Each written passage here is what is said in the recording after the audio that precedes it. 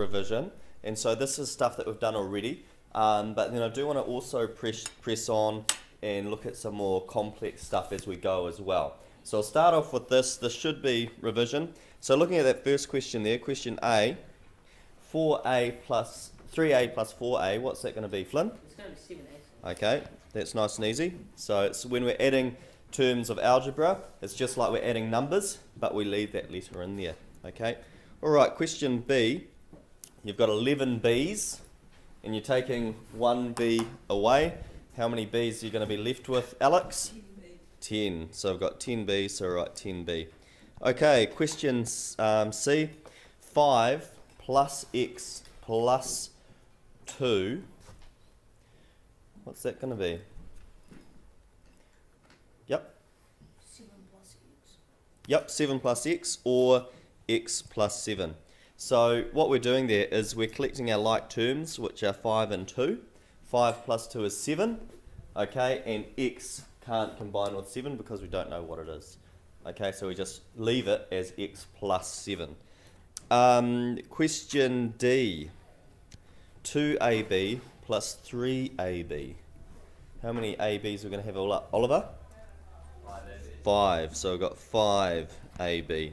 And question E, we've got 3x squared plus 2x squared. Is x squared and x like terms? No, so what are we going to write? Yep, we can't simplify it any further, so simply write it as 3x squared plus 2x squared. Okay, very quickly a few other examples. So question A here, 3a minus 5a. Cameron? Negative 2a. Negative 4x minus 6x. Negative 4x minus 6x. Flynn? Negative 10x. Yep, negative 10x. So with that one, guys, we're starting at negative 4, and then we're going 6 more in the negative direction. So that's why we end up at negative 10. Okay, and question C, negative 2b minus negative 5b. Before we do that, I'm going to write this down, negative 2b something 5b. What am I going to write between them, Emma? Plus. Why is that? Because a minus and a negative right next to each other makes a plus. Excellent.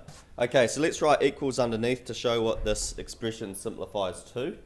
So hands up if you can tell me what negative 2b plus 5b is going to be. Dougal? 3b. Okay, and our last set of examples before I get you to go and try some work.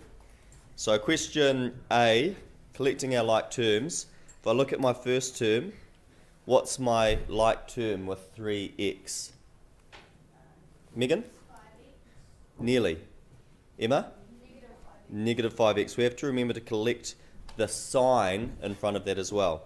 Okay, so for question A, what's the x part? What can I write for the x part? Megan? Negative 2x. Okay. All right, let's look at our other like terms. So I've got negative 4. So you can probably assume that negative 2 is the other like term. And so what are they going to add to or simplify to? Flynn?